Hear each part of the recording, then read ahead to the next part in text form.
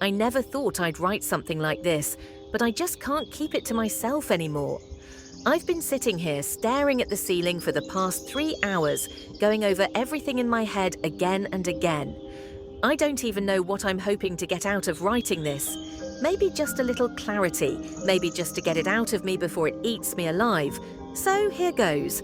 I've been married to my husband Chris for 6 years. We've been together for almost 10. I met him when I was 24, fresh out of a toxic situationship, and convinced I'd never meet anyone who actually treated me like a person. And then Chris came along. Sweet, nerdy, dependable Chris. He was the kind of guy who remembered your coffee order, texted good morning every day, held doors open without making a show of it. He loved his mum, cried at Pixar movies, never raised his voice. I used to joke that he was like a golden retriever in human form. I fell fast and hard. We moved in together within a year. Got married 2 years after that. Bought a house, got a dog, started talking about kids. We had a plan. We were solid. Or at least I thought we were. Last year I got promoted at work. It was a big deal. Vice President of Marketing at a mid-sized firm in the city. It came with long hours, lots of networking events, and more stress than I expected. Chris was supportive at first. He brought me dinner when I worked late, rubbed my shoulders when I came home exhausted, told me he was proud of me. But somewhere along the way, something shifted. He started making little comments. "You work more than you sleep now. I never see you anymore. Your boss texts you more than I do." I brushed it off at first. I told myself he was just feeling neglected, and I tried to make it up to him. I started skipping happy hours, turning off my phone after 8, planning date nights even when I was bone tired. But nothing seemed to be enough. Then one night, about 4 months ago, I came home from a late client dinner and found him on the couch, scrolling through his phone. I leaned in to kiss him and he pulled away. I asked what was wrong and he just looked at me and said, "Do you even want to be married anymore?" It knocked the air out of me. I sat down and asked him what he meant, and he just unloaded. Said he felt like I didn't care about him, that I was always working, always distracted, that he missed us, that he missed me, and maybe he was right. I don't know, I'd been stretched thin for months, but the thing is, I did care. I still do. I told him that. I cried. I promised to do better. We agreed to go to counselling. We even scheduled our first session. And then, 2 weeks later, I found out he was cheating on me. It wasn't some smoking gun, no lipstick on the collar, no anonymous text tipping me off. It was stupid, really. He left his email open on our shared iPad. I wasn't even snooping. I was trying to find a recipe I'd saved. And there it was, an email chain with someone named M. Flirty at first, then explicit, then emotional. I read through months of messages. They'd been meeting up since January, hotel rooms, sneaking around during his lunch breaks, even using our bed once when I was on a business trip. That part made me gag. I sat on the bathroom floor for an hour with the iPad on my lap, reading and rereading his words. The way he talked about her, the way he talked to her, like she was some gift from the universe, like I didn't even exist. He even told her he loved her. I didn't confront him right away. I couldn't. I felt like my whole body was full of broken glass. I went to work the next morning like a zombie, came home and pretended everything was fine, slept next to him and tried not to throw up.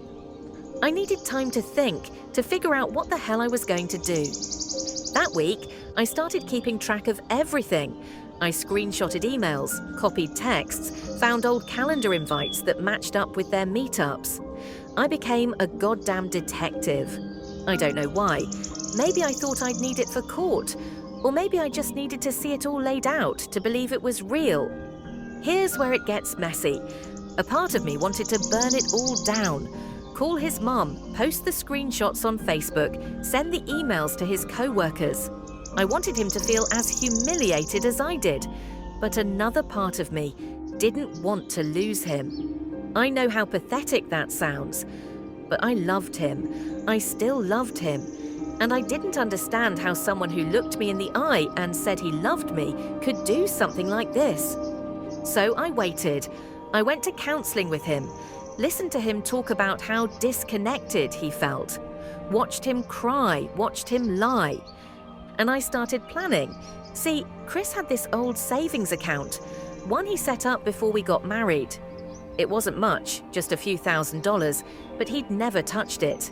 We'd talked about using it for a trip someday, or maybe a future kid's college fund, but it was in his name only. He'd even joked once that it was his secret escape fund.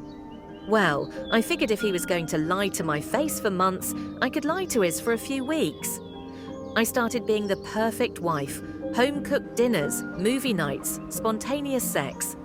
I asked about his day, rubbed his back, sent flirty texts. I watched him relax, watched him start smiling at me again, watched him let his guard down, and then I drained the savings account. Not all at once, of course, just little withdrawals over a few weeks, a few hundred here, a few hundred there. I set up a new bank account in my name only, used it to pay off my credit card, replace my laptop, stockpile some cash. And then I left. I didn't make a scene, no screaming fight, no dramatic exit. I waited until he was at work, packed a suitcase, left a note on the kitchen table. I know, don't contact me. I blocked his number, blocked him on everything, moved into a short-term rental across town, told my boss I needed a few weeks off for personal reasons, didn't tell a single mutual friend where I was. That was 2 months ago. Since then, I've heard from his sister, who I do trust, that he's been a wreck. Apparently, he didn't tell Em the truth about being married. She dumped him the week I left. His mum found out everything and tore into him. He tried calling my parents, but they told him to go to hell. And me, I'm still figuring it out.